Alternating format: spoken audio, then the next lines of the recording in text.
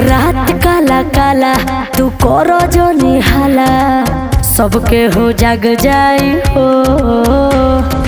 चुपके राजा तू धरो हमके पाजा, बड़ी मजा आई हो। भइल बाड़ो पागल छागल करता सर, गोहड़ गते दबाव। हम बनतानी नागिन राजा से पयावा, लहे लहे बीन बजावा। हम बनतानी नागिन राजा से पयावा, लहे लहे बीन बजावा। आवो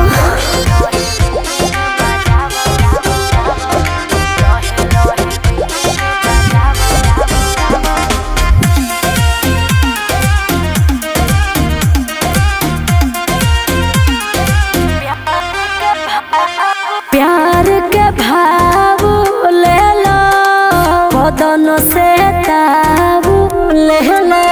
भोर रात मज राजा भरपूर मिले, होई हुर वाला मीठा मीठा गुड़ मिले।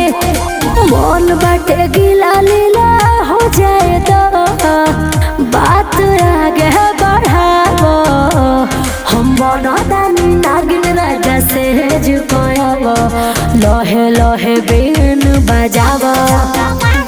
हम बनतानी नागिन राजा से पयावा, लहे लहे बीन बजावा।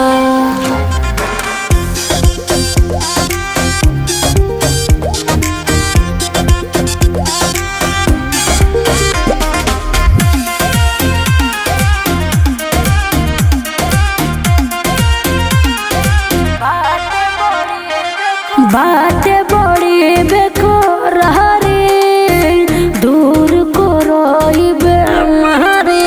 लागल याद के हो हमारा बुता दोना, ई पियास के बुझाई के सुता दोना। धरी कोरी होइया सोया दबी दहो, हबे में जोनी सतावा। हम बनतानी नागिन राजा से पयावा, लहे लहे बीन बजावा। हम बनतानी नागिन राजा से पयावा, लहे लहे बीन बजावा।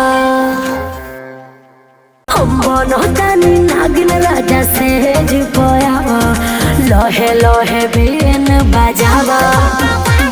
हम बनतानी नागिन राजा से पयावा, लहे लहे बीन बजावा।